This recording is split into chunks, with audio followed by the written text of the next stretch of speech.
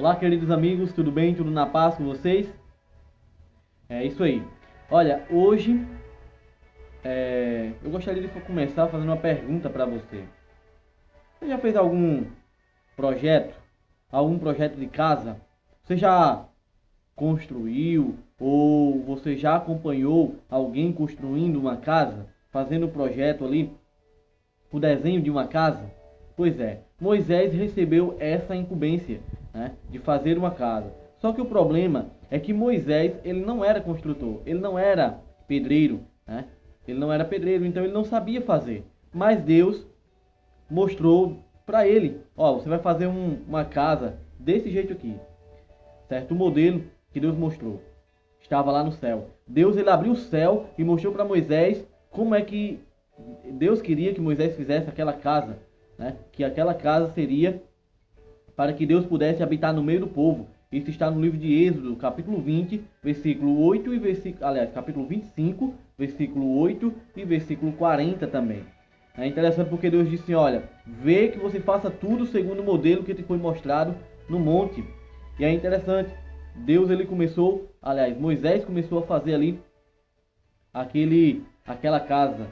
É interessante porque aquela casa, né, que o nome não é casa, o nome era santuário, tinha algumas coisas nela, tinha alguns compartimentos. Por exemplo, o santuário que Deus pediu para que Moisés fizesse, para que ele pudesse estar no meio do povo, certo? Para que Deus pudesse estar no meio do povo, ele era dividido em três partes. A primeira parte era o pátio, a segunda parte era o lugar santo, a terceira parte era o lugar santíssimo. O lugar santíssimo. É interessante porque Deus, ele queria habitar no meio do povo. Deus sempre quis e Deus sempre quer habitar no nosso meio.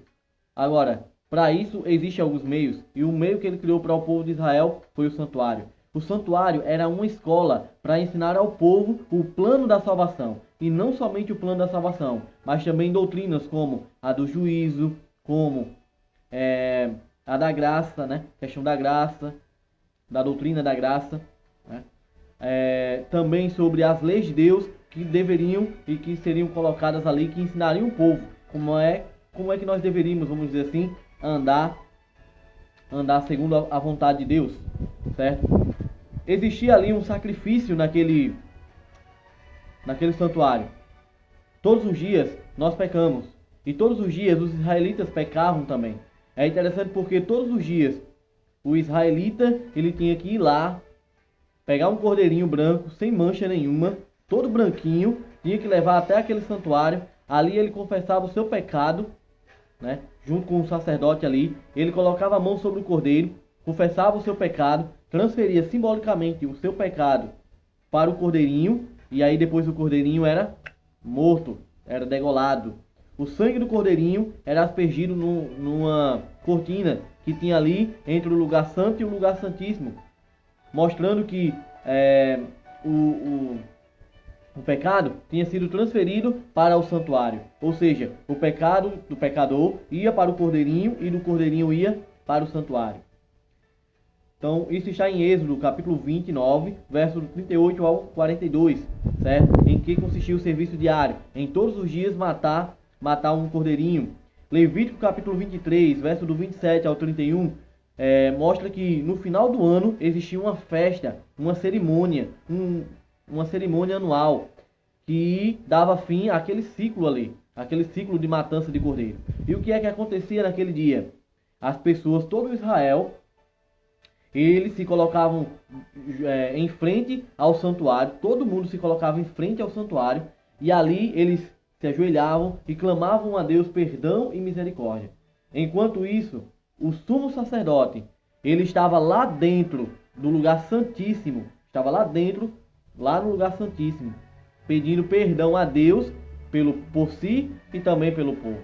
Se alguém no povo fosse encontrado com falta, com pecado que não foi confessado, ele era exterminado na hora. Era assim que Deus agia naquele momento, naquela época, vamos dizer assim. Era a maneira que Deus tinha para ensinar as pessoas sobre o plano da salvação e para mostrar a ela o quanto o pecado é terrível e quanto Deus abomina o pecado. Eu gostaria de lhe dar mais algumas informações também. O santuário certo? Como eu já falei, ele era dividido em 3 partes: o pátio, o lugar santo e o lugar santíssimo. No pátio havia uma bacia, um altar de sacrifício no pátio. Existia ali, Levítico capítulo 1 diz isso, capítulo 1 verso 9. Esse altar de sacrifício simbolizava Cristo, né? Simbolizava Cristo que um dia morreria na cruz do Calvário. Isso está em Efésios capítulo 5 verso 2. Ainda no pátio existia uma pia ou uma bacia com água. Êxodo capítulo 30 verso 18. Porque lá é símbolo, essa pia com água era símbolo do Espírito Santo. João capítulo 7 verso 37. É símbolo da palavra de Deus. Efésios capítulo 5 verso 26. E também é símbolo do batismo. João capítulo 3 verso 5. No lugar santíssimo existia uma mesa com 12 pães. Esses 12 pães simbolizavam o pão em si simbolizava Jesus, que é o pão da vida. João capítulo 6, verso 48. O número 12 representava as 12 tribos de Israel. Certo? Isso também está ligado com Êxodo capítulo 25, verso 30. Havia ali um castiçal com 7 lâmpadas. Êxodo capítulo 40, verso 24. A luz é Jesus, que é a luz do mundo. João capítulo 8, verso 12. E também simbolizava as 7 igrejas do Apocalipse. Apocalipse capítulo 1, verso 20. Também existia ali um altar de incenso. Êxodo capítulo 40, verso 26. Que simbolizava a oração dos santos. Apocalipse capítulo 8, verso 3. E também simbolizava as 7 igrejas do Apocalipse. Apocalipse capítulo 1, verso 20. No lugar santíssimo existia apenas uma peça, vamos dizer assim, que era a Arca da Aliança, Êxodo capítulo 26, verso 33, que simbolizava o trono de Deus. Ali, naquela arca, existia uma tampa. Essa tampa se chamava propiciatório, ou seja, graça. Né? Ela era de ouro maciço e simbolizava a graça de Cristo. A tampa estava em cima da lei, vamos dizer assim, estava sobre a lei, ensinando que nós não estamos debaixo da graça, aliás, não estamos debaixo da lei e sim da graça.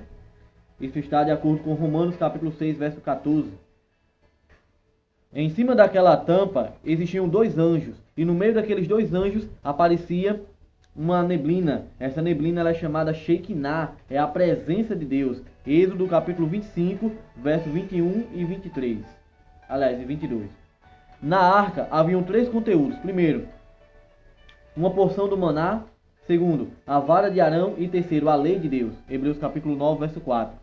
O maná simbolizava o seguinte, a porção do maná, que Deus ele proverá. Ele provê tudo na minha e na tua vida. A vara de Arão simboliza que Deus está no controle. E terceiro, as tábuas da lei. Deus ele é amor, mas ele também é justiça. E é interessante, porque o sacerdote simboliza Jesus. O sumo sacerdote simbolizava Jesus. O cordeirinho morto simbolizava Jesus. O sacrifício de Jesus na cruz do Calvário. Então veja que tudo apontava para Jesus, para a obra da salvação.